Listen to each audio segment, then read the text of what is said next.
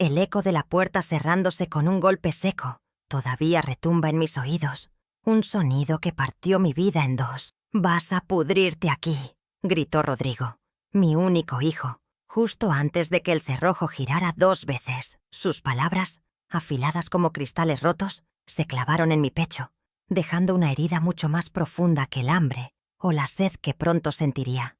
Lo vi a través del pequeño cristal de la puerta, su silueta alejándose junto a la de Mónica, su esposa, quien le apretaba el brazo con una sonrisa de suficiencia. Se movían con la prisa de quien escapa de una carga, de un estorbo. En ese instante, bajo el techo de la casa que construí con mis propias manos y el sudor de mi frente, comprendí que el amor que les había dado se había convertido en el arma que usaban para destruirme. El silencio que quedó después fue abrumador, un vacío que gritaba la verdad de mi abandono.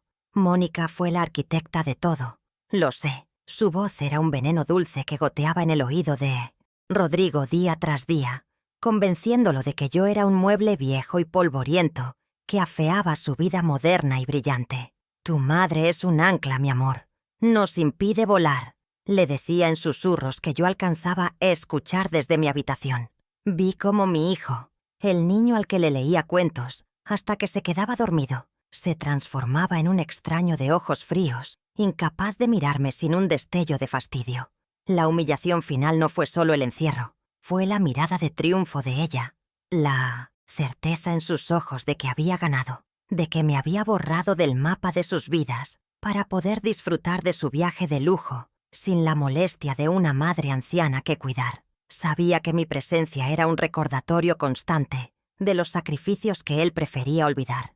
El sol de la tarde se filtraba por las rendijas de las persianas cerradas, dibujando líneas doradas en el suelo polvoriento, como barrotes de una celda improvisada. Intenté abrir las ventanas, pero las habían asegurado desde fuera. Probé el teléfono, pero la línea estaba cortada. El grifo de la cocina soltó un par de gotas antes de callar por completo. Habían planeado cada detalle con una frialdad quirúrgica. Me senté en mi viejo sillón de orejas, el mismo donde acuné a Rodrigo tantas noches, y el peso de la traición me aplastó. No era solo el abandono físico, era la aniquilación de mi identidad como madre, como pilar de esa familia. Me habían despojado de todo, reduciéndome a una simple espectadora de mi propia desintegración, en el santuario que una vez llamé hogar.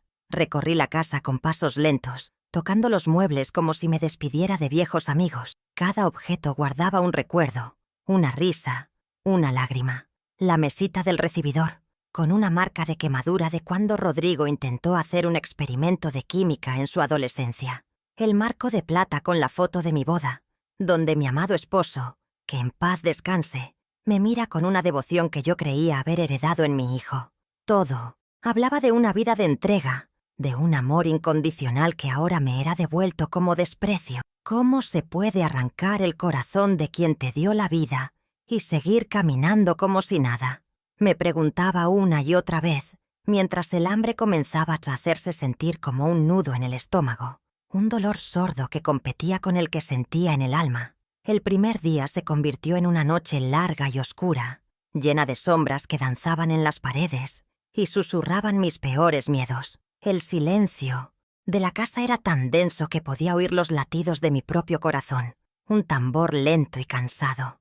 Recordé las palabras de mi esposo antes de morir. «Maribel, eres más fuerte de lo que crees. Dentro de ti hay una reserva de acero que ni tú misma conoces». En ese momento sus palabras me parecieron un consuelo vacío, pero mientras la sed resecaba mi garganta, algo dentro de mí se negaba a rendirse.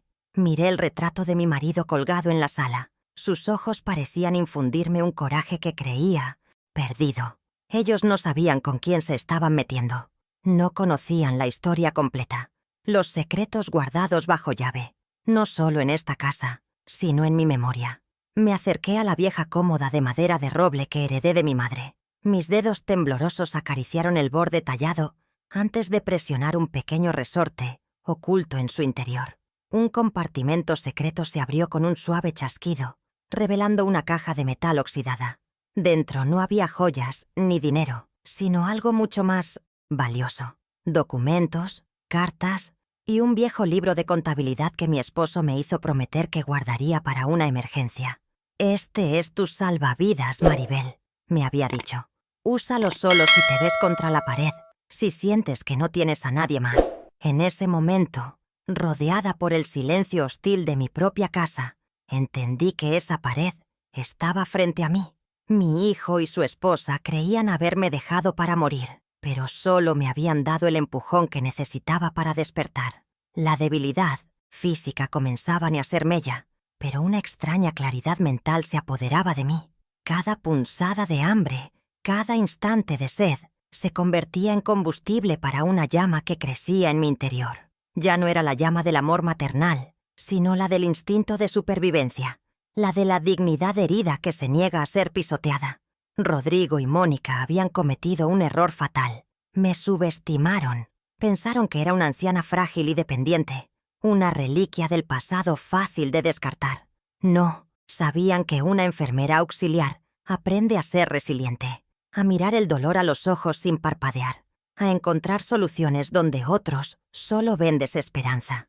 Habían cerrado una puerta, sí, pero sin saberlo, me habían abierto otra, una que conducía a un lugar donde yo tenía el control.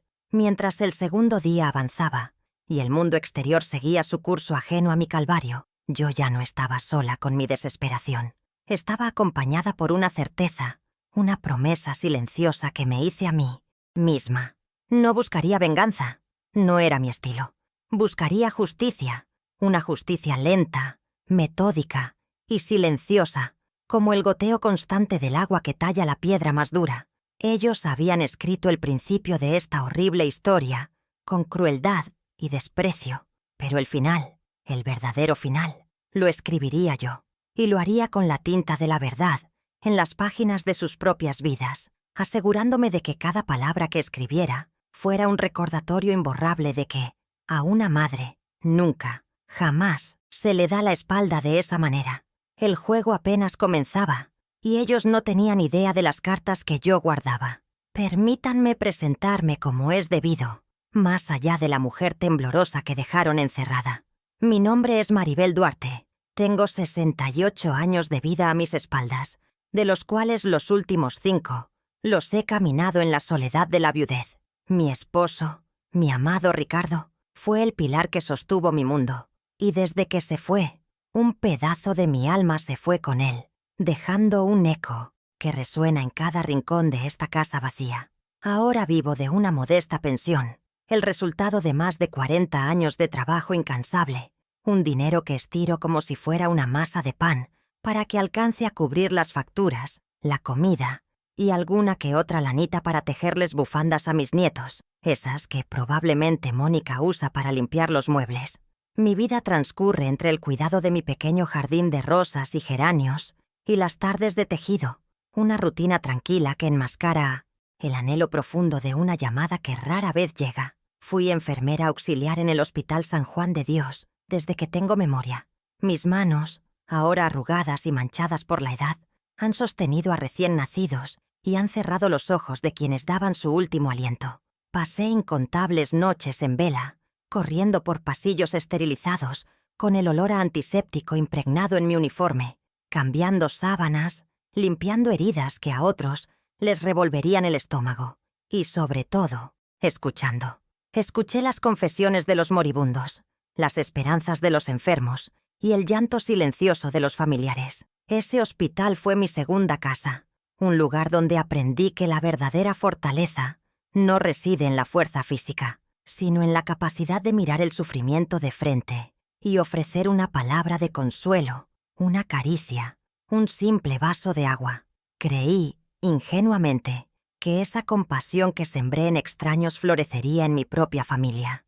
La gente del barrio me conoce como Maribel, la de las manos santas. Aún hoy, a pesar de estar jubilada, algún vecino toca a mi puerta buscando consejo para una quemadura, una fiebre rebelde o simplemente para que le tome la presión. Siempre los recibo con una taza de té de manzanilla y una sonrisa, porque el instinto de cuidar no se jubila. Es parte de lo que soy. Sin embargo, esa misma naturaleza servicial se convirtió en mi mayor vulnerabilidad dentro de mi propio hogar. Me acostumbré tanto a dar sin esperar nada a cambio, que no me di cuenta cuando empezaron a verme no como una madre, sino como una sirvienta sin sueldo. Preparaba sus platos favoritos, lavaba su ropa, cuidaba de los niños cuando eran pequeños, siempre dispuesta, siempre disponible, y en mi ceguera de amor, interpreté su comodidad como gratitud, sin ver que solo estaban cavando un abismo de conveniencia entre nosotros. Soy una mujer de rutinas. Cada mañana me levanto con el primer rayo de sol, rezo mis oraciones y luego salgo al jardín. Hablo con mis plantas, les cuento mis penas y mis pocas alegrías. Ellas, a diferencia de mi hijo, siempre parecen escucharme, respondiéndome con el rojo intenso de un nuevo capullo o el perfume de una rosa recién abierta. Esta conexión con la tierra es lo que me mantiene anclada. Me recuerda que incluso después del invierno más crudo, la vida siempre encuentra la manera de renacer. Pero la soledad, ¡ay! La soledad es una mala hierba que crece en los rincones más oscuros del corazón. Hay días en que el silencio de esta casa es tan grande que siento que me voy a ahogar en él. Es en esos momentos cuando mi fortaleza flaquea y me pregunto qué hice mal, en qué punto del camino perdí el respeto de mi propio hijo. A pesar de la imagen de abuela dulce y algo ingenua que proyecto, Ricardo siempre decía que tenía una columna de hierro. «No te dejes engañar por su delantal de flores», le decía a sus amigos. Maribel ha visto más horrores en una guardia de hospital que un soldado en el campo de batalla, y nunca la he visto derrumbarse. Y era cierto. He lidiado con emergencias, con la vida y la muerte pendiendo de un hilo, tomando decisiones en segundos que podían cambiar un destino. Esa capacidad para mantener la calma en medio del caos, esa fuerza latente, estaba dormida, adormecida por la rutina y la falsa seguridad del hogar. Creía que mis batallas habían terminado, que la vejez sería un remanso de paz. Qué equivocada estaba. La guerra más dura no se libra en los pasillos de un hospital, sino en el corazón de tu propia familia. Mi mayor debilidad siempre ha sido Rodrigo. Desde que nació, fue el centro de mi universo. Cada logro suyo lo sentía como propio. Cada caída me dolía más a mí que a él. Justifiqué sus errores de juventud, perdoné sus desplantes de adolescente y aplaudí sus éxitos como si fueran la mayor hazaña del mundo. Quizás lo amé demasiado, o de la manera incorrecta. Le di todo lo que tenía, y más, sin enseñarle el valor del sacrificio, el significado de la gratitud. Mónica simplemente encontró un terreno fértil para sembrar su cizaña, un hombre acostumbrado a recibir, que no dudó en deshacerse de la mano que siempre lo alimentó, cuando otra le ofreció un banquete más lujoso y exótico. Mi amor incondicional fue el arma que ella usó para manipularlo, y yo, por desgracia, se la entregué en bandeja de plata. No soy una mujer de confrontaciones. Siempre he preferido la paz de un acuerdo a la victoria de una discusión. He callado muchas veces ante las indirectas de Mónica. He sonreído forzadamente ante sus críticas veladas a mi comida, a mi ropa, a mi forma de vida. Lo hacía por Rodrigo, para no causarle problemas, para mantener la frágil armonía familiar. Creía que mi silencio era una muestra de amor y paciencia, pero ahora entiendo que fue una forma de cobardía. Cada vez que bajé la cabeza, les di más poder. Cada vez que me tragué una respuesta, les permití avanzar un paso más sobre mi dignidad. Les enseñé que podía soportarlo todo, que mis sentimientos no importaban. Fue una lección que aprendieron demasiado bien y que ahora me tocaba a mí, con el corazón roto, desaprender a la fuerza. Aún así, en el fondo de mi ser, hay una chispa que se niega a extinguirse. Es la misma chispa que me hacía seguir adelante durante los turnos dobles en el hospital, la que me ayudó a criar a un hijo sola después de que la primera empresa de Ricardo fracasara, la que me mantuvo en pie cuando enterré al amor de mi vida.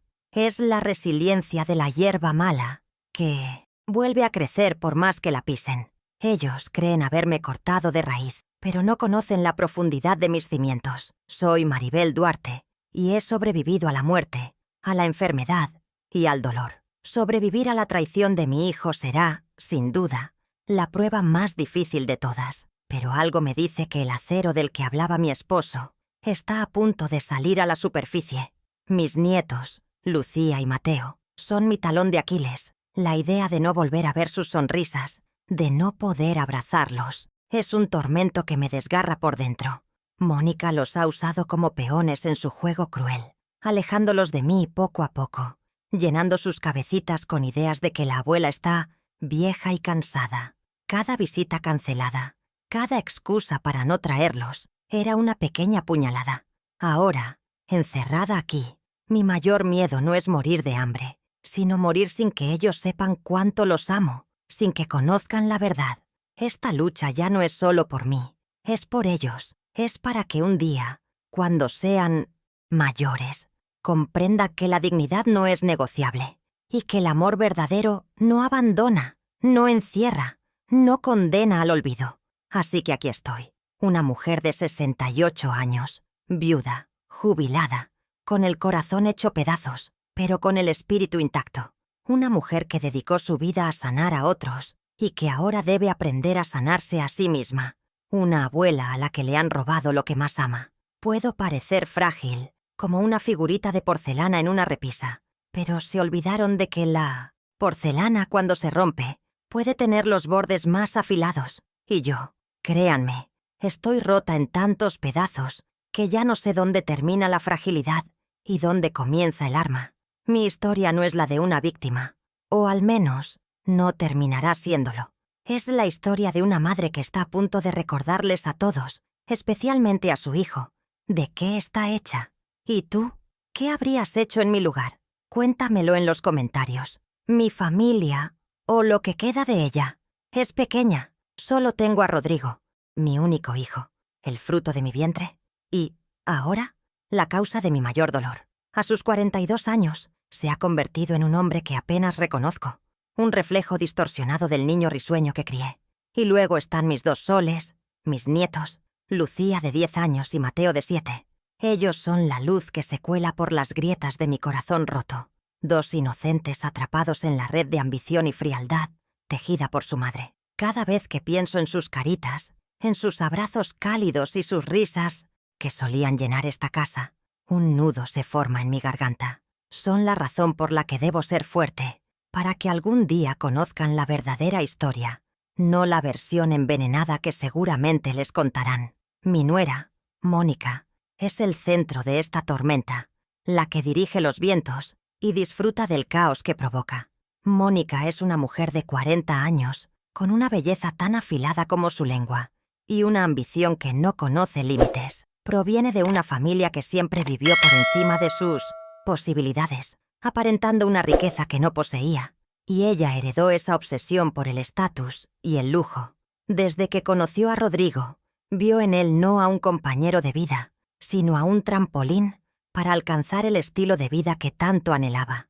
Me desprecia profundamente, no solo por ser la madre de su esposo, sino por lo que represento, una vida de trabajo humilde, de sacrificio silencioso y de valores que ella considera anticuados y patéticos. Para Mónica, yo soy un espejo que le devuelve una imagen que odia, la de la servidora barata, como me llamó una vez creyendo que no la escuchaba. Su motivación es simple y brutal: borrar cualquier vestigio de mi humilde pasado para construir su brillante futuro sobre mis ruinas. La relación con Mónica nunca fue fácil, pero al principio intenté, con todas mis fuerzas, quererla como a una hija. Cuando llegó a nuestra familia, le abrí las puertas de mi casa y de mi corazón.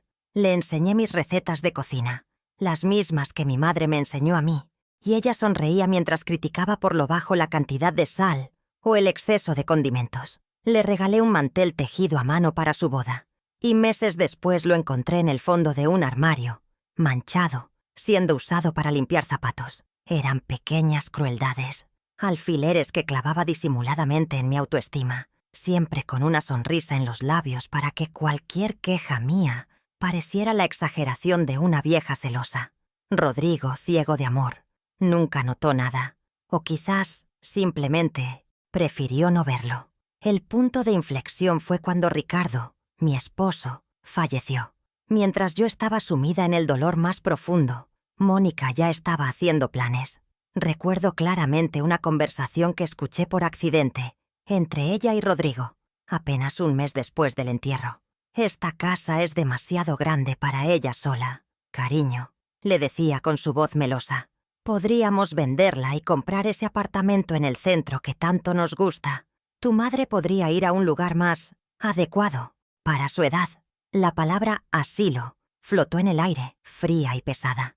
En ese momento comprendí que para ella yo no era una suegra de luto, sino un obstáculo inmobiliario. Fue la primera vez que vi su verdadera naturaleza, despojada de cualquier disfraz, y un escalofrío recorrió mi espalda. Rodrigo, mi pobre Rodrigo, es un hombre débil, moldeado por dos mujeres fuertes, pero de maneras muy distintas. Yo lo moldeé con amor, ternura y sacrificio, enseñándole a ser una buena persona. Mónica, en mi cambio, lo ha moldeado con manipulación, ambición y un chantaje emocional constante. Lo ha convencido de que mi amor es una forma de control, que mis cuidados son una carga que le impide realizarse. Le ha hecho creer que para ser el hombre exitoso que ella desea, debe cortar sus raíces, debe avergonzarse de su origen humilde y, por extensión, de la madre que se lo dio todo. Es la clásica historia del títere y la titiritera, y me duele en el alma ver cómo mi hijo baila al son de su música, cruel, sin darse cuenta de que los hilos le están cortando la circulación y el alma. Los últimos años fueron un lento descenso a este infierno. Las visitas se hicieron más cortas y espaciadas. Las llamadas, un trámite rápido y sin afecto. Los desprecios de Mónica se volvieron más directos, ya sin la necesidad de disimular. Un día, durante un almuerzo familiar, se burló de mi pasado como enfermera delante de todos sus amigos. Imagínense, Maribel pasaba las noches limpiando a viejitos, dijo con una risa burlona, mientras Rodrigo miraba su plato en silencio, sin atreverse a defenderme. Sentí cómo mis mejillas ardían de vergüenza y de ira. Esa mujer, que dormía en sábanas de seda gracias al dinero que yo ayudé a generar, se atrevía a humillar el trabajo honrado que le permitió a su esposo tener una educación y un futuro. Fue una humillación pública que me dejó una cicatriz imborrable. El plan de venderme la casa se convirtió en su obsesión. Cada conversación, de una u otra manera, terminaba en el mismo punto. «Mamá, ¿no te sentirías más segura en un apartamento pequeño?», me preguntaba Rodrigo, repitiendo las palabras que claramente Mónica le había dictado. «Aquí estás muy sola. Podría pasarte algo y nadie se enteraría». La ironía de esas palabras ahora resuena en mi cabeza. Me hablaban de seguridad mientras planeaban abandonarme. Me hablaban de soledad mientras me aislaban del mundo. Era una tortura psicológica, una campaña de desgaste, diseñada para hacerme sentir tan vulnerable e incapaz que yo misma accediera a entregarles mi hogar, mi último refugio, el cofre de mis recuerdos. Se estaban robando mi vida pedazo a pedazo, y yo, por amor a mi hijo, me dejaba robar. Así, la tensión fue creciendo, como una olla a presión a la que le tapan la válvula de escape. Yo me aferraba a la esperanza de que Rodrigo despertara, de que el amor de hijo se impusiera a la codicia de su esposa. Pero esa esperanza se desvaneció el día que me encerraron. Al girar la llave, no solo me condenaron a morir de sed y hambre, sino que mataron la imagen que yo tenía de mi propio hijo. El niño que acuné en mis brazos se había convertido en mi carcelero, y Mónica, la intrusa que llegó con una sonrisa, se había revelado como la verdugo. Ahora, en este silencio impuesto, entiendo que la familia no siempre es un refugio seguro. A veces, es el campo de batalla, donde se libran las guerras más crueles y silenciosas. Mis manos no siempre fueron así de arrugadas y frágiles. Hubo un tiempo en que eran fuertes, ágiles, capaces de trabajar turnos de 16 horas sin descanso. Durante más de 40 años, mi vida fue una sinfonía de despertadores sonando en la madrugada, el olor a café recalentado y el viaje en autobús antes de que la ciudad despertara. Ser enfermera auxiliar no es un trabajo para débiles, es un oficio de espaldas dobladas, de piernas hinchadas y de un corazón que debe ser lo suficientemente grande para absorber el dolor ajeno sin romperse. Mientras Rodrigo dormía plácidamente en su cama.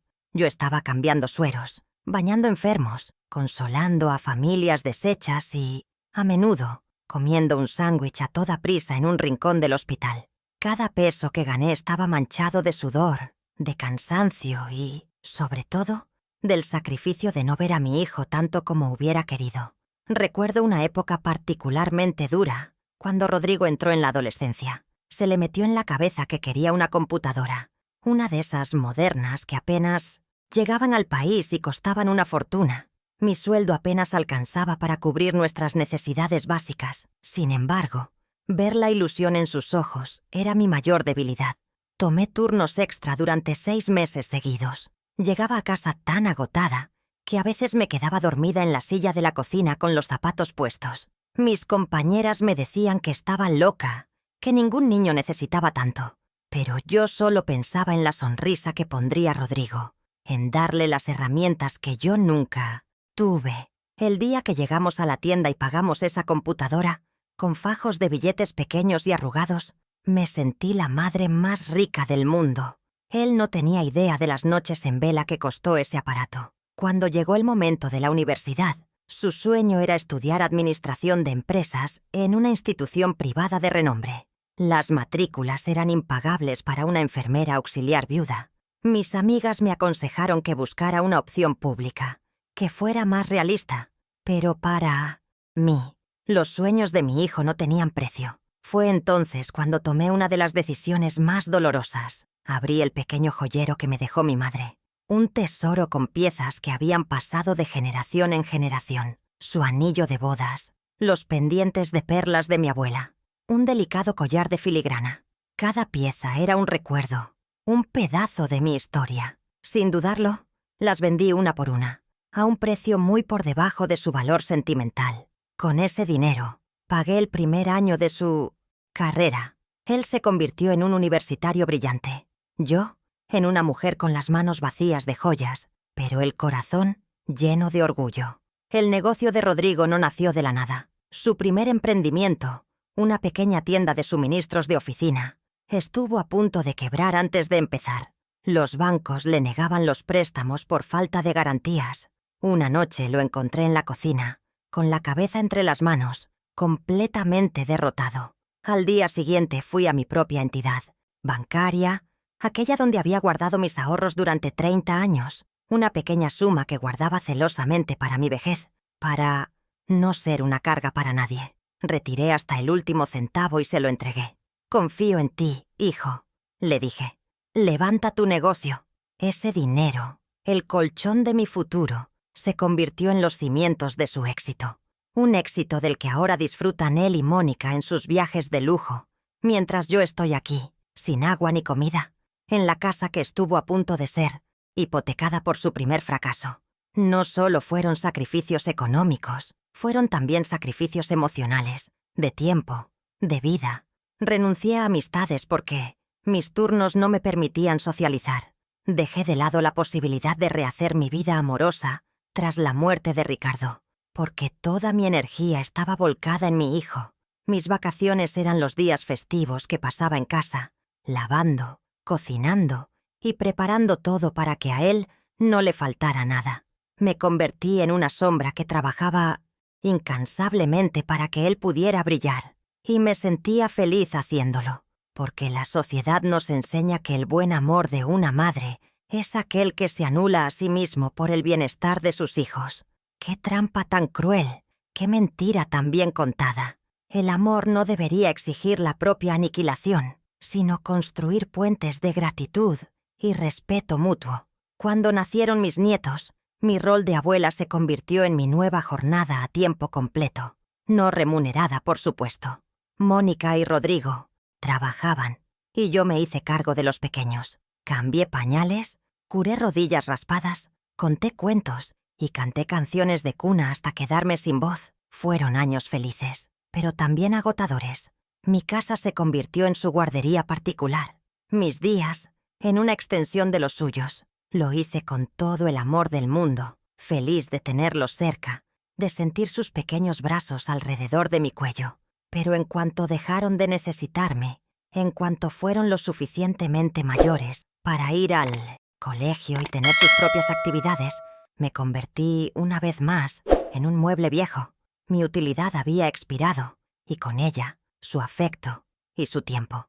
El contraste entre lo que di y lo que he recibido es un abismo que me marea. Les di mis noches y me pagan con oscuridad. Les di mi fuerza y me devuelven abandono. Les di mi patrimonio y me condenan a la miseria. Cada ladrillo de esta casa está impregnado de mi esfuerzo. El jardín que ahora ven como un estorbo, lo planté con mis propias manos para que Rodrigo tuviera un lugar donde jugar de niño. La comida que Mónica critica, la aprendí a cocinar para nutrir a su esposo, para verlo crecer sano y fuerte. Han tomado todo lo bueno que les ofrecí y lo han retorcido, convirtiéndolo en un arma para herirme, para justificar su crueldad. Es como si necesitaran odiar mi sacrificio para poder vivir con la conciencia tranquila. A veces me pregunto si Rodrigo recuerda algo, si en algún rincón de su memoria queda el recuerdo de su madre llegando a casa de madrugada, con el uniforme oliendo a hospital y dándole un beso en la frente antes de caer rendida en la cama. Recordará las veces que me quedé sin comer yo para que él repitiera su plato favorito, o las navidades en que su regalo era el más grande bajo el árbol, mientras el mío era un par de guantes nuevos para el frío del invierno. Me temo que no. Mónica ha hecho un excelente trabajo de reescritura histórica, convirtiéndome en la villana de un cuento donde ellos son los príncipes, que merecen un reino, aunque para conseguirlo deban enterrar viva a la reina madre. Esta casa no es solo una propiedad, es el testamento de mi vida. Cada grieta en la pared es una preocupación, cada baldosa gastada, un paso mío cuidando de ellos. Venderla como ellos quieren no es solo despojarme de un techo, es borrar la evidencia de mi amor, es demoler el museo de mis sacrificios. Quizás por eso Mónica la odia tanto, porque cada rincón le grita la verdad, que todo lo que tienen, todo lo que son, se lo deben a la mujer que ahora desprecian y consideran un desecho. Necesitan destruir el pasado para poder disfrutar del presente, sin la sombra de la deuda moral que tienen conmigo. Es una deuda que saben que nunca podrán pagar, y por eso han decidido cancelarla de la manera más cobarde y cruel posible. Y mientras el hambre y la sed se agudizan, estos recuerdos no me debilitan, sino que me fortalecen. Cada sacrificio recordado es una pieza de armadura que se ajusta a mi cuerpo. No me van a vencer. No pueden borrar una vida de entrega con una puerta cerrada. Mi historia no terminará en el olvido al que me han condenado. Cada joya vendida, cada noche en vela, cada ahorro entregado, son ahora mis testigos. Son la prueba irrefutable de un amor que fue traicionado, pero que, paradójicamente, se ha convertido en la fuente de la fuerza que necesitaré para reclamar mi dignidad. Ellos pensaron que me dejaban sin nada, pero me dejaron con lo más importante, la verdad de mi lado y una voluntad de acero forjada en el fuego de toda una vida de sacrificios. Mi amado Ricardo no era un hombre de grandes fortunas, pero era previsor y conocía el corazón humano mejor que nadie. Años antes de enfermar, a menudo me decía con una mezcla de seriedad y cariño: «Maribel, el amor de un hijo es un tesoro, pero a veces hasta los tesoros más grandes pueden ser robados por la codicia». Yo no entendía del todo sus palabras, me parecían demasiado pesimistas, pero él insistía. Una tarde, me hizo sentarme a su lado y me habló de su viejo amigo, Leonardo, un hombre íntegro y leal como pocos. Me explicó que habían iniciado un pequeño negocio juntos años atrás, una distribuidora de productos de limpieza para hospitales y clínicas, un negocio modesto pero estable. «Lo he puesto todo a tu nombre, mi vida», me dijo en voz baja, «pero es nuestro secreto. Leonardo lo gestionará y te dará los beneficios cuando yo falte, pero solo si de verdad lo necesitas». Leonardo ha sido una presencia silenciosa pero constante en mi vida desde que Ricardo partió. Es un hombre de pocas palabras y mirada honesta, de esos que te dan la mano y sientes la solidez de un roble. Cada mes, sin falta, pasaba por casa con la excusa de traerme fruta del mercado o de arreglar algún desperfecto. Se sentaba en la cocina, tomábamos un café y hablábamos de todo y de nada, pero en medio de la charla trivial siempre me hacía una pregunta clave. ¿Estás bien, Maribel? Rodrigo te cuida como debe. Yo, en mi afán de proteger la imagen de mi hijo, siempre respondía que sí, que todo estaba en orden. Veía una sombra de duda en sus ojos, pero él nunca insistió, respetando mi silencio. Ahora entiendo que sus visitas no eran solo por cortesía. Estaba cumpliendo una promesa, vigilando desde la distancia, esperando la señal que mi esposo le había indicado. La caja de metal que guardo en la cómoda contiene la llave de todo este asunto. No solo hay viejas cartas de amor y fotografías, como Rodrigo y Mónica seguramente imaginarían si alguna vez la encontraran. Entre esos papeles amarillentos está el acta de constitución de la empresa, Distribuidora Duarte e Hijos, con mi nombre, Maribel Duarte, figurando como única propietaria. También hay copias de los balances anuales que Leonardo me entregaba discretamente, en sobres cerrados, diciéndome que eran papeles del seguro del abuelo, para que Rodrigo no sospechara si los veía. Yo, confiando ciegamente en las instrucciones de mi esposo, los guardaba sin hacer preguntas. Era un tesoro escondido a plena vista, un recurso que permanecía latente, esperando el momento de ser despertado. Ellos me creían pobre y dependiente. No tenían idea de que era la dueña silenciosa de una empresa próspera.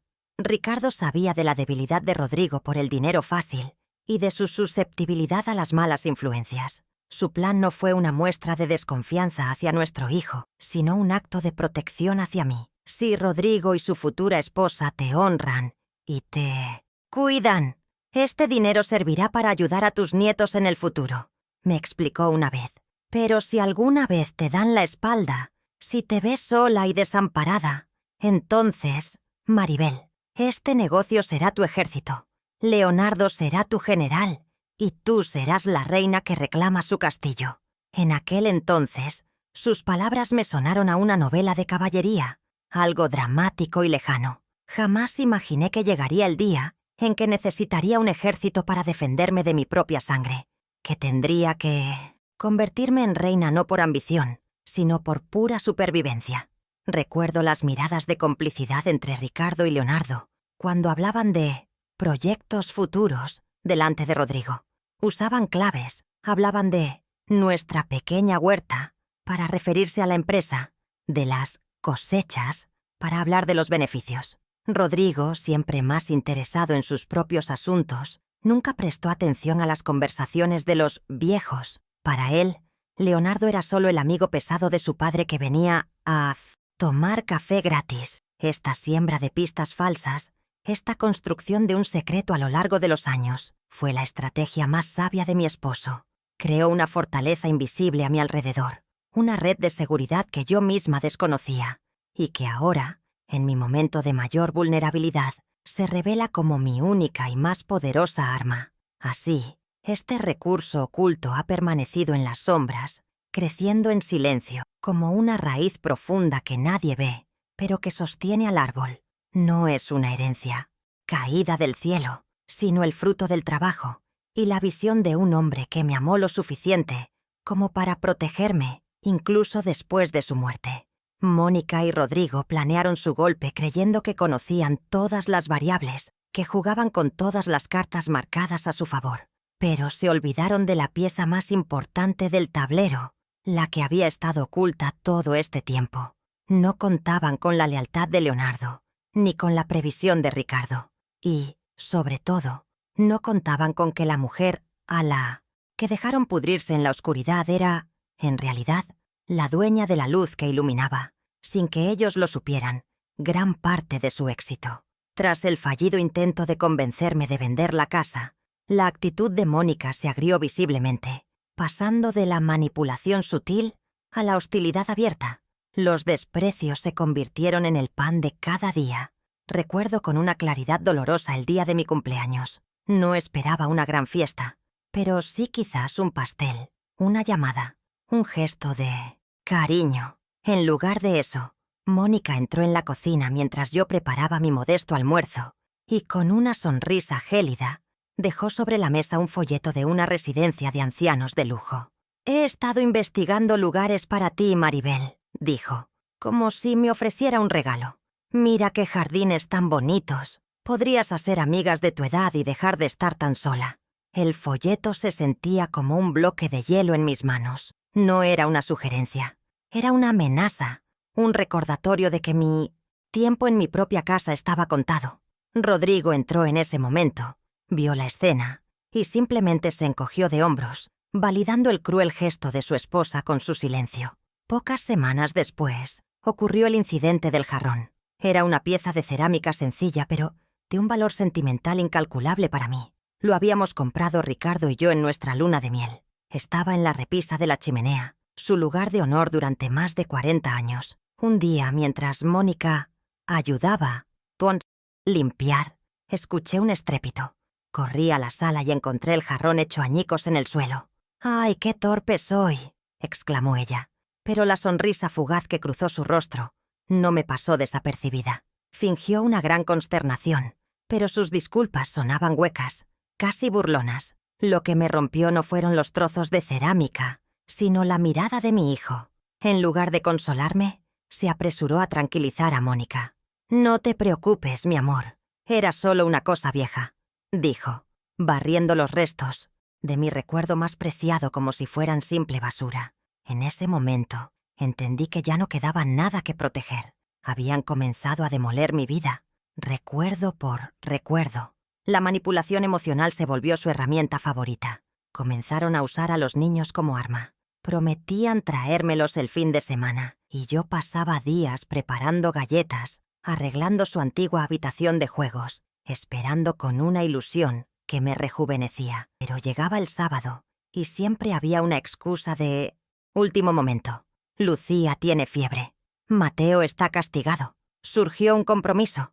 Al principio les creí, pero un día, la pequeña Lucía, en un descuido de su madre durante una llamada telefónica, me dijo: «Abuela, ¿por qué no nos dejas ir a verte? Mamá dice que tu casa es aburrida y huele a viejo». El teléfono casi se me cae de las manos. Les estaban enseñando a mis nietos a despreciarme. Estaban envenenando el amor más puro que me quedaba. Fue un acto de una crueldad tan profunda que sentí que el suelo se abría bajo mis pies. Me estaban aislando, cortando mis últimos lazos de afecto de la manera más vil posible. El siguiente ataque fue público, diseñado para humillarme frente a los vecinos, las personas que me habían respetado durante toda mi vida.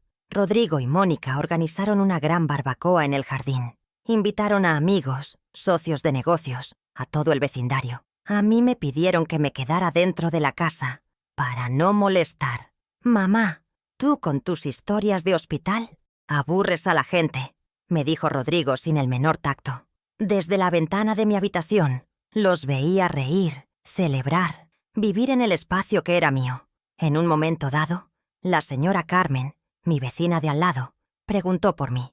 Escuché perfectamente la respuesta de Mónica, su voz clara y fuerte para que todos la oyeran.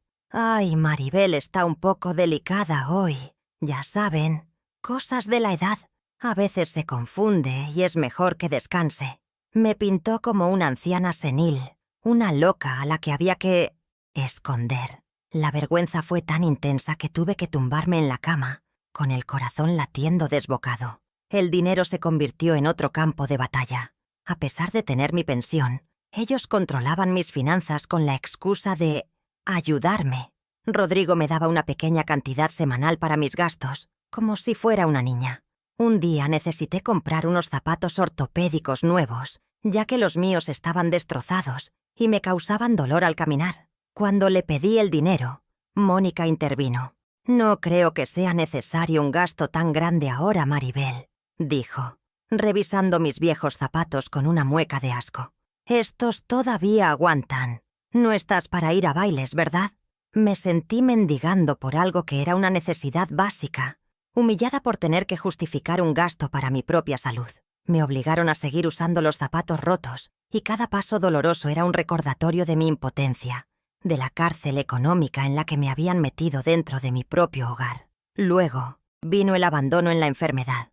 Cogí una gripe muy fuerte que derivó en bronquitis. Pasé casi una semana en cama, con fiebre alta y una tos que me partía el pecho. Apenas podía levantarme para ir al baño. Durante esos días, Mónica y Rodrigo actuaron como si yo no existiera. No me trajeron un vaso de agua, ni una sopa caliente, ni me preguntaron si necesitaba un médico.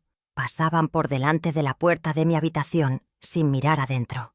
Tuve que llamar a mi vecina Carmen, quien, alarmada por mi voz, saltó la valla del jardín y entró por una ventana trasera para cuidarme. Ella fue quien me trajo medicinas y comida.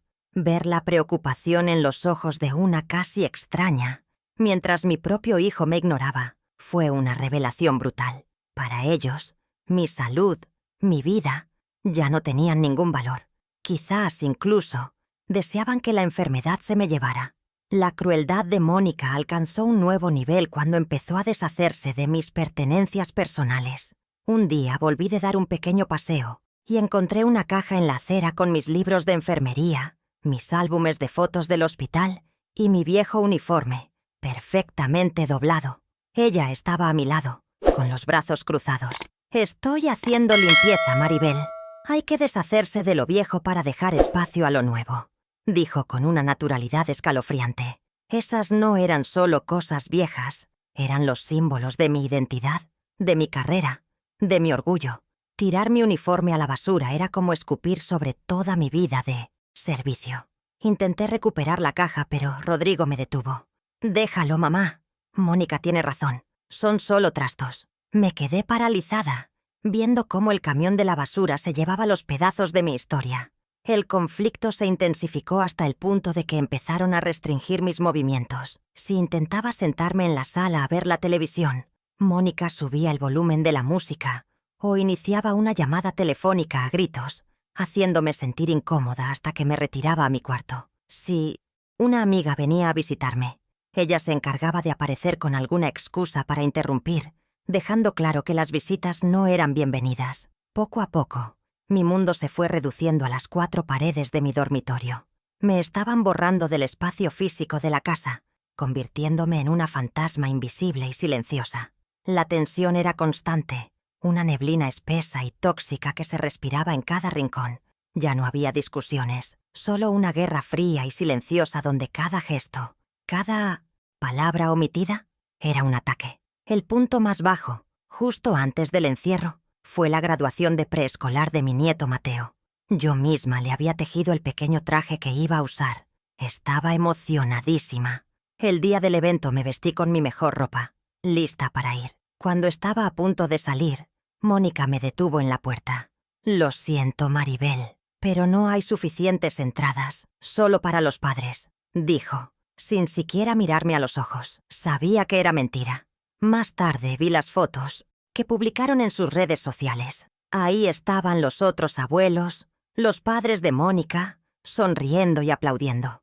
Me habían excluido deliberadamente de uno de los momentos más importantes de la vida de mi nieto. Lloré en silencio toda la tarde, abrazando el pequeño traje que nunca vería puesto, sintiendo un dolor tan profundo que parecía que el corazón se me iba a romper en 1000 pedazos. Me di cuenta de que su plan era un asedio. No querían simplemente que me fuera. Querían quebrarme por dentro, destruir mi espíritu hasta que no me quedaran fuerzas para luchar.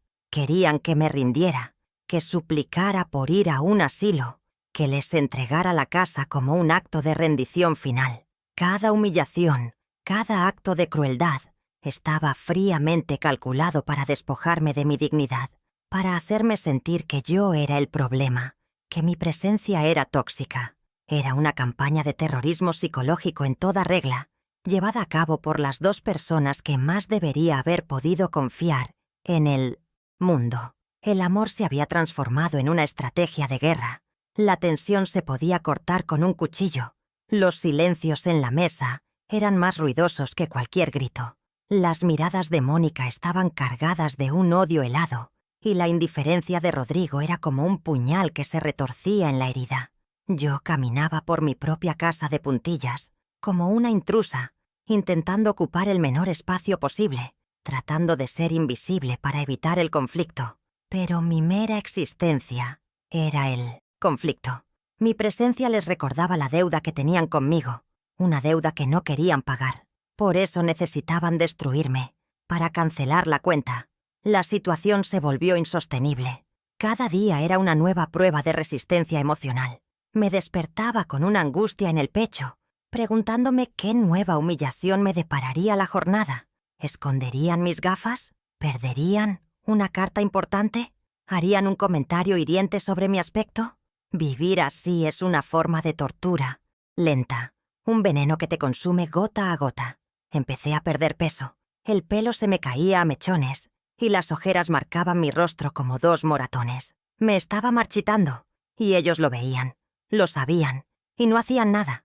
O peor aún, parecían disfrutarlo. Incluso intentaron ponerme en contra de mis propios recuerdos de Ricardo. Un día Mónica descolgó el retrato de mi boda del salón. «Este cuadro es muy deprimente, Maribel. Necesitamos algo más alegre, más moderno», argumentó. Cuando protesté, Rodrigo la apoyó. «Mónica tiene razón, mamá. Hay que superar el pasado». ¿Superar el pasado? ¿Superar al hombre que les dio todo, cuyo sacrificio les permitió tener la vida que tenían? Fue una bofetada a su memoria, un insulto a nuestro amor. Querían borrar no solo mi presente, sino también mi pasado. Reescribir la historia familiar, eliminando a todos los que no encajaran en su nueva y brillante narrativa. Finalmente, esta escalada de abusos culminó en su decisión final. Se iban de viaje, un crucero de lujo por el Caribe, un capricho de Mónica para celebrar un negocio que Rodrigo había cerrado. Un negocio que, irónicamente, se mantenía a flote gracias a la distribuidora secreta de mi difunto esposo. Dejarme sola en casa durante 2 semanas era un inconveniente. Encargar a alguien que me cuidara era un gasto que no estaban dispuestos a asumir. Y llevarme con ellos era, por supuesto, impensable. Fue entonces, en la cúspide de su egoísmo y desprecio, cuando idearon la solución más simple y monstruosa: dejarme encerrada, deshacerse del problema de raíz, esperando, quizás, que a su vuelta, el problema se hubiera solucionado solo, de la forma más definitiva posible. Fue Carmen, mi vecina, mi ángel de la guarda, quien me encontró. Llevaba 2 días sin verme regar las plantas, algo tan inusual en mí como que el sol no saliera por la mañana. Preocupada se acercó y me llamó a través de la ventana. Mis respuestas eran apenas susurros roncos, débiles. Sin dudarlo, llamó a un cerrajero. El sonido de la cerradura forzándose fue la música más dulce que había escuchado en mi vida. Cuando la puerta se abrió y la luz del sol inundó el recibidor, caí de rodillas, temblando, deshidratada, pero viva. Carmen me abrazó, llorando, dándome pequeños sorbos de agua que me supieron a gloria bendita. En ese abrazo, en el calor de una persona que no compartía mi sangre, pero sí mi humanidad, algo dentro de mí hizo clic. Las lágrimas de desesperación se secaron, y en su lugar nació una calma helada, una lucidez aterradora. Ya no era una víctima llorando su desgracia, era una superviviente a punto de trazar su plan de batalla. Mientras me recuperaba en el sofá de Carmen, con una manta sobre los hombros y una taza de caldo caliente entre las manos, escuché cómo ella maldecía a mi hijo y a mi nuera, con una furia que yo ya no sentía. Mi dolor se había transformado en otra cosa, algo más frío y afilado: determinación. Dejé de preguntarme ¿por qué me hicieron esto? Y empecé a preguntarme ¿qué voy a hacer ahora? La imagen de sus rostros sonrientes, alejándose mientras me dejaban encerrada, se repetía en mi mente no como una fuente de pena, sino como un recordatorio del enemigo al que me enfrentaba. Comprendí que implorar por amor, esperar un arrepentimiento que nunca llegaría, era inútil. Había mendigado migajas de afecto durante años y solo me habían dado veneno. El punto de ruptura no fue un grito, fue un susurro en mi alma que decía: se acabó, no más. A partir de ese momento, cada uno de mis movimientos sería estratégico. Mi primera acción fue pedirle a Carmen su teléfono. Mis manos todavía temblaban, pero no de debilidad, sino de una extraña energía que me recorría por dentro. Marqué el número de Leonardo, el que me sabía de memoria, el que Ricardo me hizo prometer que usaría solo en caso de emergencia extrema. Cuando escuchó mi voz, su tono pasó de la sorpresa a la alarma en cuestión de segundos. No le di todos los detalles por teléfono, solo le dije 3 frases que lo cambiaron todo. Leonardo, ha ocurrido. Necesito el ejército del que hablaba Ricardo. Estoy lista para ser la reina. Hubo un silencio al otro lado de la línea, y luego su voz, firme y llena de una lealtad inquebrantable. Voy para allá, Maribel. La reina tendrá a su general y a todo su batallón. No estás sola. Colgué el teléfono, y por primera vez en muchos años sentí que tenía el control. Esa misma tarde, Leonardo llegó a casa de Carmen. Su rostro, normalmente sereno, estaba contraído por la ira al escuchar mi relato, pero sus ojos reflejaban también un profundo respeto. No me trató como a una pobre anciana desvalida, sino como a una comandante a punto de entrar en guerra. Extendió sobre la mesa los documentos que yo le pedí que trajera. Los balances de la distribuidora Duarte e Hijos. Por primera vez, vi con mis propios ojos la magnitud del legado de Ricardo. La empresa no era un pequeño negocio, como yo pensaba. Se había convertido en una distribuidora próspera y muy rentable, gracias a la gestión impecable de Leonardo. Y lo más irónico y maravilloso de todo era que uno de sus principales clientes, uno que dependía enormemente de sus suministros y de sus favorables condiciones de crédito, era la empresa de mi hijo Rodrigo. El arma estaba cargada y apuntando. Mi plan comenzó a tomar forma, no con odio, sino con una precisión quirúrgica. No buscaba la venganza que destruye, sino la justicia que reconstruye. Mi primer objetivo era recuperar mi independencia y mi seguridad. Con Leonardo como mi apoderado, iniciamos los trámites para cambiar todas las cerraduras de mi casa y poner una orden de alejamiento temporal contra Rodrigo y Mónica, utilizando el informe médico de mi deshidratación y el testimonio de Carmen como pruebas del abandono. No quería que volvieran a poner un pie en mi hogar, no hasta que yo estuviera lista para enfrentarlos en mis propios términos. Era un movimiento defensivo, el primer paso para fortificar mi castillo antes de lanzar la ofensiva. La casa que ellos veían como un activo a liquidar se convertiría en mi fortaleza infranqueable. El siguiente paso de mi estrategia silenciosa fue adentrarme en el mundo que Ricardo había construido para mí. Pasé horas con Leonardo, estudiando los libros de contabilidad, aprendiendo sobre los clientes, los proveedores, el flujo de caja. Mi mente, que Mónica consideraba confundida por la edad, resultó ser aguda y rápida. Mi experiencia en la administración de un ala de hospital, manejando inventarios de medicinas y personal, me dio una base que yo misma no sabía que poseía. Descubrí que Rodrigo había estado aprovechándose de su conexión anónima con la distribuidora, retrasando pagos y exigiendo condiciones preferenciales que Leonardo, por lealtad a mí, le había concedido a regañadientes. El lazo con el que él creía estar ahorcando a un proveedor anónimo era en realidad el que yo sostenía en el otro extremo. Leonardo también me reveló algo más. Durante años había sospechado de pequeños desvíos de dinero de mis cuentas personales, transferencias que Rodrigo me hacía firmar, diciéndome que eran para pagar impuestos o para una inversión segura. Leonardo, por su cuenta, había contratado discretamente a un contable para que rastreara esos movimientos. Las pruebas estaban ahí, documentadas, esperando.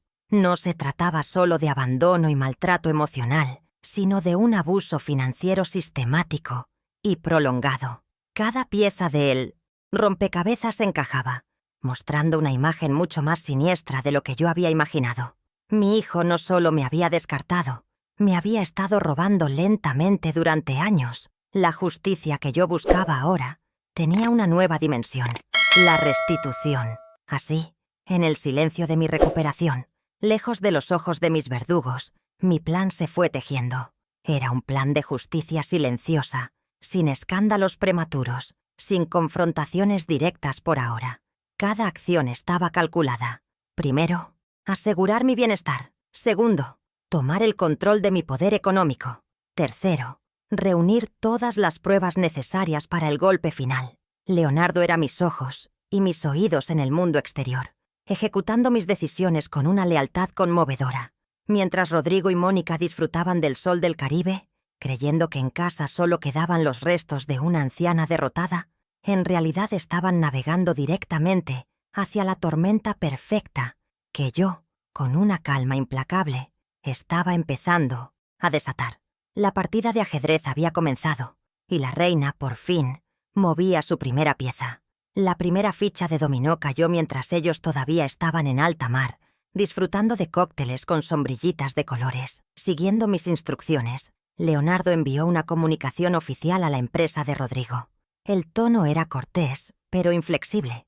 A partir de esa fecha, las condiciones de crédito de Distribuidora Duarte e Hijos cambiaban para todos sus clientes. Se eliminaba el plazo de 1.990 días para pagar y se exigía el pago por adelantado para todos los nuevos pedidos. Para la empresa de mi hijo, que basaba gran parte de su flujo de caja en esa generosa línea de crédito, la noticia fue como un torpedo bajo la línea de flotación. Leonardo me llamó para contarme la reacción de su gerente financiero, un hombre al borde de un ataque de pánico. Rodrigo, contactado por teléfono satelital en medio del océano, montó en cólera, gritando sobre la falta de lealtad de su proveedor más antiguo. Fue música para mis oídos. Estaba probando su propia medicina. La falta de lealtad fue mi primera pequeña victoria y me supo a gloria. Saboreé el momento imaginando su rostro, el ceño fruncido de quien se cree intocable, y de repente se topa con un muro. Él, que me había cortado el agua, ahora veía cómo yo le cortaba el oxígeno financiero a su preciado negocio. No era un acto de maldad, sino de equilibrio. Le estaba enseñando la primera lección sobre causa y efecto, una que yo, por amarlo demasiado, nunca le había enseñado. Leonardo me aseguró que el impacto sería inmediato y severo, forzándolos a buscar otros proveedores a precios mucho más altos y sin facilidades de pago, lo que afectaría directamente sus márgenes de ganancia. Mientras él se quejaba amargamente de la traición de un extraño, no tenía ni la más remota idea de que la mano que movía los hilos era la de la madre a la que había dejado morir. El anonimato era, por ahora, mi mejor aliado, mi escudo y mi espada. La segunda victoria llegó el día de su regreso. Imagino la escena perfectamente. Ellos llegando en un taxi, bronceados, cargados de recuerdos y regalos de su viaje de lujo. Se acercarían a la puerta de mi casa, la que consideraban suya por derecho, esperando encontrar a una madre derrotada o, en el peor de los casos, lidiando con las consecuencias de su cruel abandono. Intentarían meter la llave en la cerradura, la misma llave que habían girado para encerrarme, y descubrirían que no funciona. La confusión en sus rostros, seguida de la frustración y la rabia, debió ser un espectáculo digno de verse, porque yo, Maribel Duarte, la mujer confundida y senil, había cambiado todas las cerraduras. La casa, mi fortaleza, estaba ahora sellada para ellos. Ya no eran los dueños de mi espacio ni de mi vida. La puerta que me cerraron en la cara, ahora se la cerraba yo a ellos, pero no por crueldad, sino por justicia. Pegado a la puerta nueva y reluciente, les esperaba un sobre. Dentro, una carta redactada por un abogado que Leonardo había contratado en mi nombre. La carta, de tono formal y gélido, les informaba de que, debido a los recientes acontecimientos, se les prohibía la entrada en la propiedad. También les notificaba que cualquier intento de comunicación debería hacerse a través de ese despacho de abogados y que se había iniciado un proceso legal por abandono de persona y maltrato. No había emoción en esas líneas, solo la fría contundencia de la ley. Mónica seguramente lo habría roto en 1000 pedazos, gritando sobre sus derechos. Rodrigo, por otro lado, probablemente se habría quedado pálido, dándose cuenta por primera vez de que sus acciones tenían consecuencias reales y graves. El juego había cambiado de tablero. Ya no era un drama familiar a puerta cerrada, sino un asunto legal con implicaciones muy serias. Estos pequeños avances me devolvieron una fuerza que creía perdida. Cada mañana me levantaba, ya no con angustia, sino con un propósito. Me sentaba con Leonardo a revisar las finanzas, a planificar los siguientes pasos. Empecé a cuidar de mí misma como no lo había hecho en años. Comía bien, dormía mis horas y pasaba tiempo en mi jardín, que ahora me parecía más un campo de entrenamiento estratégico que un simple pasatiempo. Mis rosas nunca habían estado tan hermosas. Era como si la naturaleza misma celebrara mi renacimiento. Mis vecinos me veían más erguida, con una nueva luz en la mirada. Carmen me decía: «Maribel, pareces 10 años más joven. Tienes fuego en los ojos». Y era verdad. El fuego de la humillación se había transformado en la llama de la dignidad recuperada. La noticia de la puerta cerrada corrió como la pólvora por el vecindario. La gente, que antes me miraba con lástima, ahora lo hacía con una mezcla de sorpresa y admiración.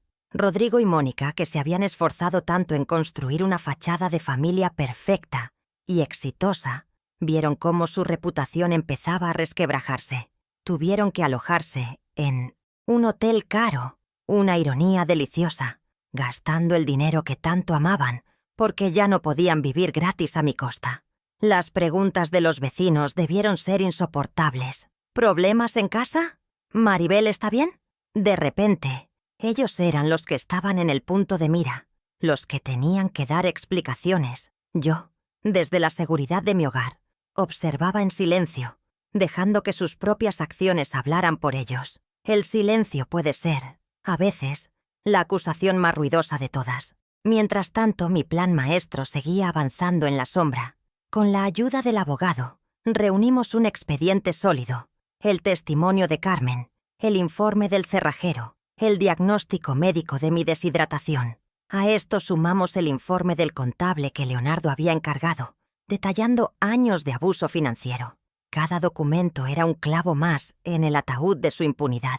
No se trataba solo de una disputa familiar, sino de un caso con pruebas contundentes de múltiples delitos. El abogado estaba impresionado por la cantidad de evidencia. «Señora Duarte», me dijo, «ellos creyeron que usted era débil, pero han cometido el error de subestimar a la persona equivocada. Tenemos un caso muy sólido». Su confianza reforzó la mía. La justicia ya no era una esperanza lejana, sino un destino al que nos acercábamos paso a paso. Rodrigo intentó contactarme, por supuesto. Dejó innumerables mensajes de voz, su tono pasando de la incredulidad a la ira y, finalmente, a una falsa preocupación. «Mamá, ¿qué es todo esto? ¿Por qué nos haces esto? Estamos muy preocupados por ti. Creemos que alguien te está manipulando». La audacia de acusar a otros de manipulación casi me hizo reír. Mónica, por su parte, me envió mensajes llenos de veneno y amenazas, acusándome de ser una vieja ingrata y rencorosa. No respondí a ninguno. Mi silencio era mi nueva arma. Les negué el acceso a mí. Les negué la confrontación que anhelaban para poder distorsionar la narrativa, para poder volver a convertirme en la culpable. Pero yo ya no jugaba en su tablero. Ahora, las reglas las ponía yo.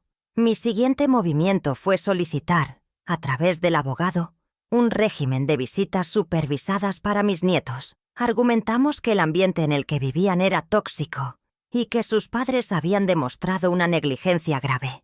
Este fue un golpe directo a su punto más vulnerable. La idea de que un juez pudiera cuestionar su idoneidad como padres debió aterrorizarlos. No lo hacía por hacerles daño, sino para proteger a Lucía y a Mateo, y para asegurarme de que pudiera verlos en un entorno seguro, lejos de la influencia venenosa de Mónica.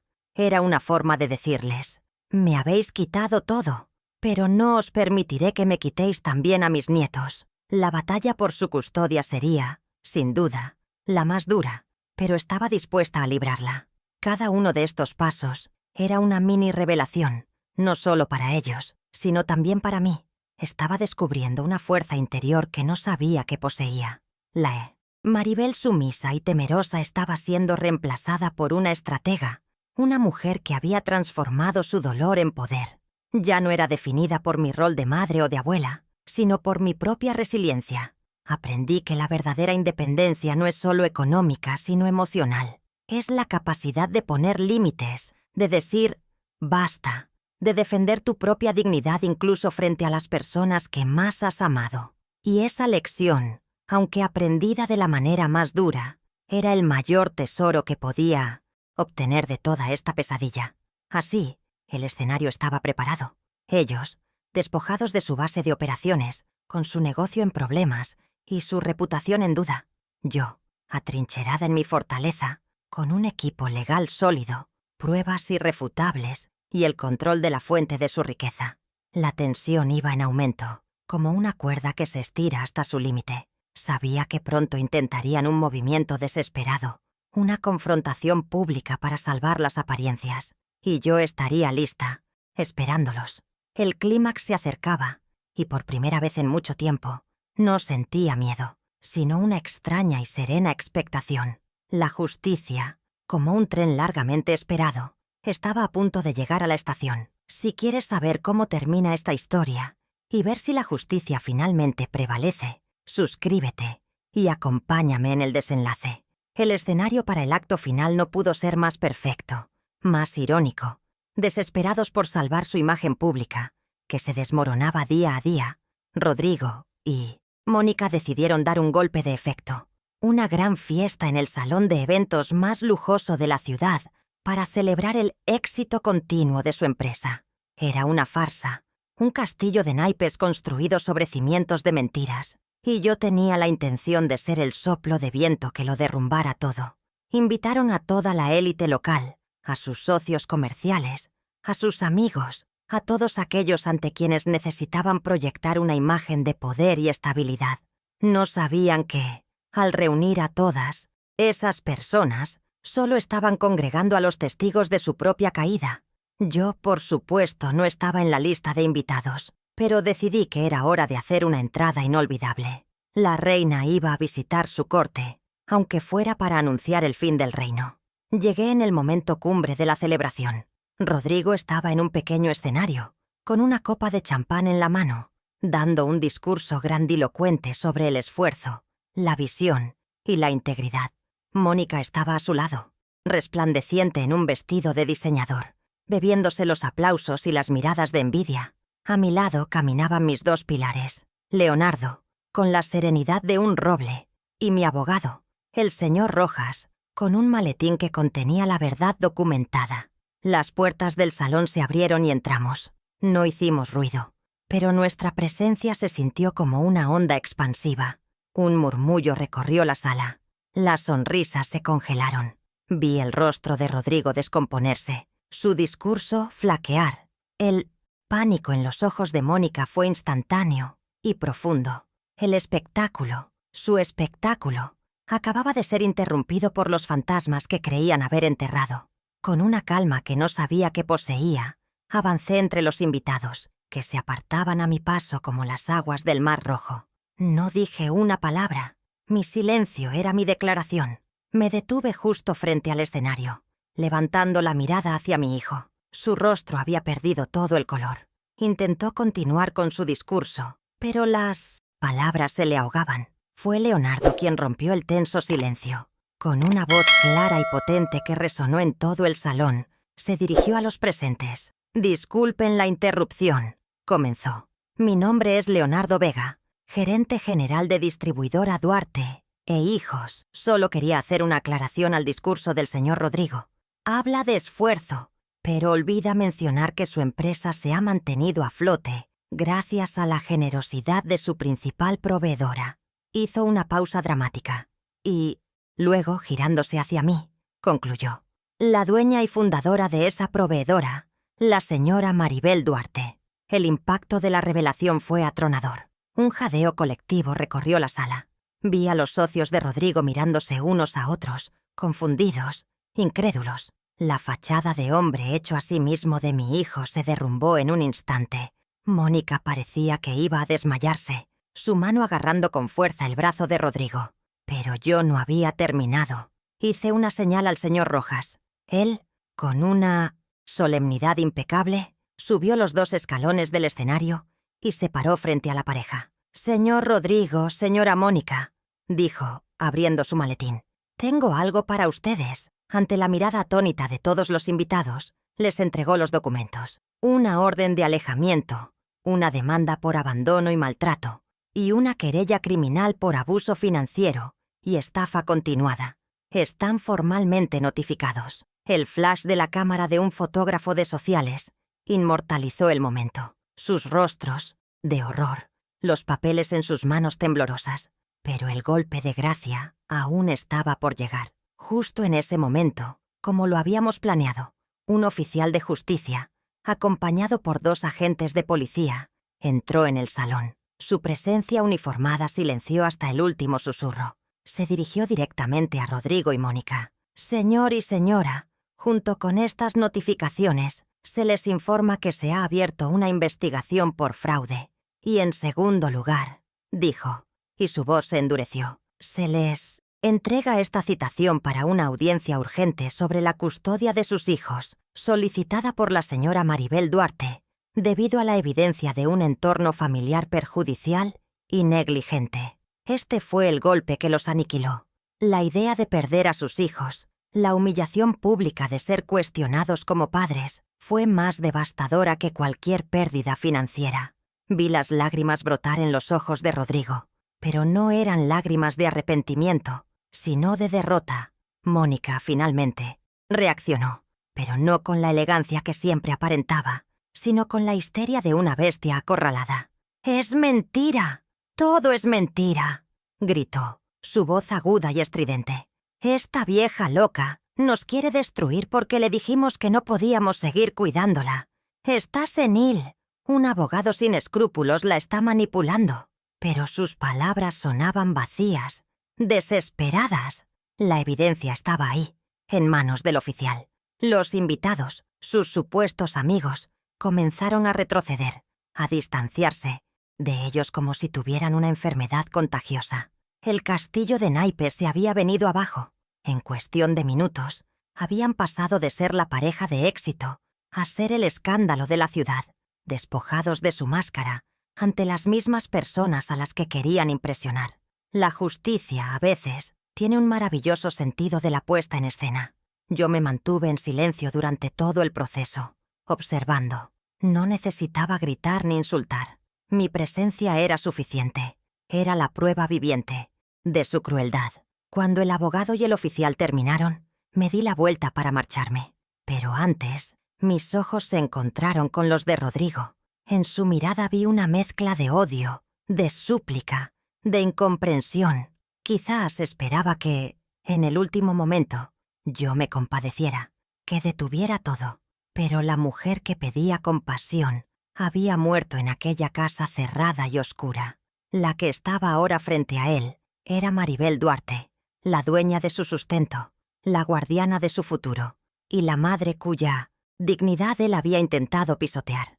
No hubo perdón en mi mirada, solo la serena finalidad de una cuenta que, por fin, estaba siendo saldada.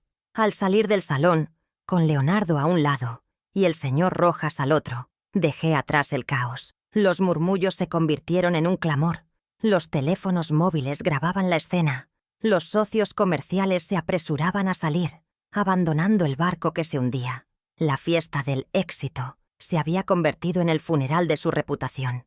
Yo no sentí euforia ni alegría vengativa. Sentí paz, una paz profunda y sanadora. La paz de quien ha luchado por lo correcto, de quien ha puesto las cosas en su sitio. No había destruido a mi hijo, simplemente le había puesto un espejo delante para que viera el monstruo en el que se había convertido.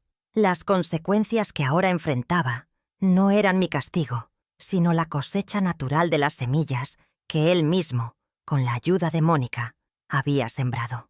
La historia se difundiría por toda la ciudad a la velocidad de la luz. Al día siguiente no se hablaría de otra cosa. El empresario exitoso que abandonó a su madre, la esposa ambiciosa que orquestó un plan cruel, y la anciana que, contra todo pronóstico, resurgió de sus cenizas y reclamó lo que era suyo con una estrategia brillante y una dignidad inquebrantable. El clímax no había sido una explosión de ira, sino una implosión controlada. Había desmantelado su mundo pieza por pieza, no con gritos, sino con la verdad, no con violencia, sino con la ley. Y esa, me di cuenta en ese momento, era la forma más poderosa y satisfactoria de justicia que existía. Mi papel en la fiesta había terminado. Ahora, la justicia seguiría su curso, y ellos tendrían que enfrentarse a cada una de sus acciones ante un juez. Pero el juicio social el más rápido y a veces el más implacable. Ya había dictado su sentencia en ese salón lleno de testigos. Dejé que el sistema se encargara del resto. Mi guerra personal había terminado y la había ganado. No recuperaría el amor de mi hijo, porque ese amor nunca fue real, pero había recuperado algo mucho más importante. A mí misma. Había recuperado mi nombre, mi hogar, mi seguridad y, sobre todo, mi respeto propio. Y eso, ningún crucero de lujo podía comprarlo. Las consecuencias para Rodrigo y Mónica fueron tan rápidas como devastadoras. Su mundo, construido sobre la apariencia y el crédito ajeno, se desmoronó por completo. La noticia del escándalo en la fiesta fue la comidilla de la ciudad. Los socios comerciales, temiendo ver su reputación manchada, les dieron la espalda. Los contratos se cancelaron. Las líneas de crédito se cerraron.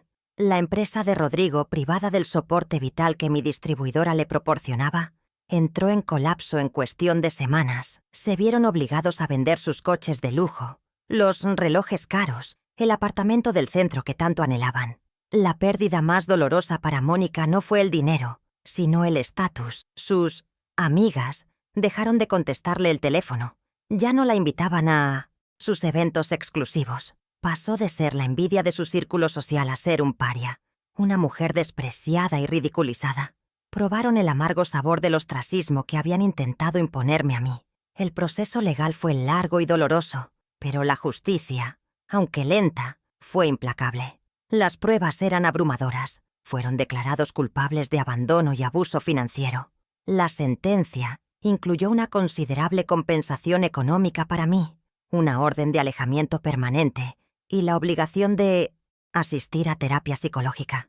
Pero la consecuencia que realmente los quebró fue la decisión del juez de familia. Ante la evidencia de su negligencia y su comportamiento tóxico, se les concedió la custodia temporal de Lucía y Mateo a su abuela. Es decir, a mí. Fue el golpe final, la pérdida más simbólica y profunda. Me habían encerrado para deshacerse de mí, y el resultado fue que perdieron lo que, supuestamente, más querían. La vida tiene una forma muy irónica de impartir sus lecciones más duras, arrebatándonos aquello que usamos para hacer daño a otros. Mi vida, en cambio, floreció de una manera que nunca hubiera imaginado. Con la ayuda de Leonardo, no solo estabilicé la distribuidora, sino que la hice crecer. Me descubrí a mí misma como una empresaria astuta y compasiva. Implementé nuevas políticas laborales, mejoré los salarios de los empleados y creé un fondo para ayudar a mujeres de la tercera edad en situación de vulnerabilidad. Un proyecto que se convirtió en la misión de mi vida. La casa, antes mi prisión, se llenó de nuevo de risas. Las de mis nietos. Adapté sus habitaciones, llené la despensa con sus cereales favoritos y las tardes se llenaron de deberes escolares, juegos en el jardín y cuentos antes de dormir. Ya no era la abuela a la que escondían, sino el pilar de su mundo, su refugio seguro. Sané mis heridas cuidando de ellos, dándoles el amor estable y desinteresado que sus padres les habían negado. Lucía y Mateo necesitaron tiempo para adaptarse. Al principio estaban confundidos, asustados por la versión que sus padres les habían contado. Pero el amor y la paciencia son la mejor medicina. Poco a poco, con la ayuda de un terapeuta infantil, comenzaron a entender la verdad. Les hablé de su abuelo Ricardo. Les mostré fotos de cuando su padre era un niño feliz. Reconstruí para ellos la historia familiar que Mónica había intentado borrar. Nunca hablé mal de sus padres delante de ellos. Simplemente les enseñé con el ejemplo lo que significa el verdadero cuidado, el respeto y la lealtad. Verlos florecer, recuperar la alegría y la inocencia, fue mi mayor recompensa. La prueba de que había tomado las decisiones correctas, no solo por mí, sino también por ellos. Rodrigo, enfrentado a la ruina total, intentó un acercamiento. Un día se presentó en la puerta de mi casa, demacrado, con la mirada perdida. No venía con la arrogancia de antes, sino con la desesperación de un hombre que lo ha perdido todo. Pidió perdón, lloró, dijo que Mónica lo había manipulado, que estaba ciego, que se arrepentía. Escuché su discurso en silencio, sin interrumpir. Sus palabras, que meses atrás me habría muerto por oír, Ahora sonaban huecas, tardías. Eran las palabras de un hombre que no lamentaba el daño que había hecho, sino las consecuencias que tenía que pagar. El perdón es una palabra muy compleja. Se puede otorgar para liberar el alma propia del rencor, pero no siempre significa una reconciliación. Mi respuesta fue serena pero firme. «Rodrigo, te perdono», le dije, y sentí un peso liberarse de mis hombros al decirlo. «Te perdono para poder seguir adelante sin esta carga». Pero perdonar no significa olvidar, ni tampoco significa que volveré a confiar en ti. La relación que teníamos, la de madre e hijo incondicional, la mataste el día que giraste esa llave. Si quieres volver a formar parte de la vida de tus hijos y eventualmente de la mía, tendrás que demostrar con hechos, no con palabras, que has cambiado. Será un camino muy largo y lo recorrerás solo. No hubo un abrazo. No hubo una falsa promesa de que todo volvería a ser como antes. Establecí un límite claro, una frontera infranqueable entre mi nueva vida y el dolor que él me había causado. Mónica nunca pidió perdón. Según supe, culpó a Rodrigo de todo. Lo llamó débil y lo abandonó, buscando un nuevo trampolín para sus ambiciones. Su historia terminó como empezó, en la búsqueda egoísta de su propio beneficio, sin importarle a quién destruía por el camino. A veces pienso en ella y no siento odio, sino una profunda lástima. Es una mujer vacía, incapaz de construir nada real porque no entiende el valor del amor, del sacrificio o de la lealtad. Su castigo no es la pobreza material, sino la soledad de su propio corazón. Está condenada a vivir rodeada de cosas, pero vacía de afecto verdadero. Así, mi desfecho no es una historia de venganza cumplida, sino de justicia restauradora. No recuperé a mi hijo, pero me recuperé a mí misma, lo cual es mucho más importante. Encontré un nuevo propósito, una nueva familia en mis empleados y en las mujeres a las que ayudo, y fortalecí el lazo con mis nietos, asegurando que crezcan con valores sólidos. El rompimiento con Rodrigo no fue definitivo en el sentido de un portazo final, sino condicionado a una redención que quizás nunca llegue. Le di la oportunidad de reconstruir el puente, pero la responsabilidad de traer los ladrillos y el cemento es enteramente suya. Yo ya no esperaría en la otra orilla. Tenía mi propio camino que recorrer, un camino iluminado por el respeto propio y la dignidad. Mi historia, al final, no es una sobre el odio, sino sobre el amor propio. Aprendí de la manera más dura que el amor que damos a los demás nunca debe costarnos nuestra propia dignidad. Durante años creí que ser una buena madre significaba sacrificarme hasta desaparecer, anular mis propias necesidades y deseos por el bienestar de mi hijo. Pero el amor sin respeto es solo una forma de abuso. Y la gratitud no es un regalo que los hijos otorgan, sino una deuda sagrada que tienen con quienes les dieron la vida. Mi viaje a través de la oscuridad del abandono me enseñó a poner límites, a decir basta, a entender que mi valor como persona no reside en mi utilidad para los demás, sino en mi propia existencia. Nadie, ni siquiera la sangre de tu sangre, tiene derecho a tratarte como un objeto desechable, a encerrarte y esperar a que te desvanezca. La verdadera justicia no siempre llega con el estruendo de un trueno. A veces se teje en silencio, con la paciencia de quien borda un tapiz hilo a hilo. La venganza busca destruir al otro, pero la justicia busca reconstruir el equilibrio. Yo no busqué aniquilar a mi hijo, sino hacerle entender que cada acción tiene una consecuencia, que el desprecio sembrado solo puede cosechar desolación.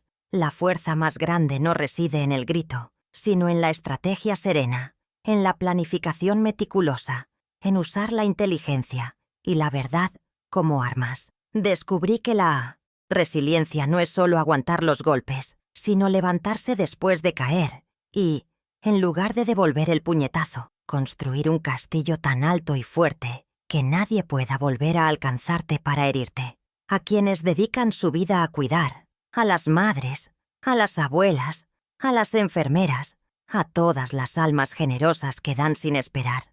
Nunca permitan que nadie les haga sentir que su sacrificio fue en vano o que su valor ha expirado con el tiempo. La experiencia, las arrugas, las canas, No son signos de debilidad, sino medallas de honor, mapas de una vida de batallas libradas y de amor entregado. Son la fuente de una sabiduría y una fortaleza que los jóvenes, en su arrogancia, a menudo no pueden ver. Nunca es tarde para reclamar tu trono, para recordar quién eres y para exigir el respeto que mereces. La dignidad no tiene fecha de caducidad, y el espíritu, por más que intenten apagarlo, siempre encuentra una rendija por la que volver a brillar con una fuerza inesperada. Mi mensaje final es simple. La gratitud es la memoria del corazón. Quien olvida de dónde viene, quien desprecia la mano que lo alimentó y lo acunó, está condenado a caminar perdido, por más éxito material que alcance. El amor de una madre es un tesoro, no una carga. Y a quienes han sufrido una traición similar a la mía, les digo, no dejen que el dolor los defina, transfórmenlo en su combustible. Usen su historia no como un ancla que los hunda en el pasado, sino como el motor que los impulse hacia un futuro, donde ustedes, y solo ustedes, escriban las reglas. Porque al final del día, el único amor que puede salvarnos de verdad es el que aprendemos a tener por nosotros mismos. Espero que mi historia te haya llegado al corazón. Si alguna vez te has sentido subestimado o has tenido que luchar por tu dignidad, comparte tu experiencia. Tu voz es importante. Y recuerda siempre, no importa cuán oscura sea la noche, el amanecer siempre llega para aquellos que se atreven a seguir luchando hasta verlo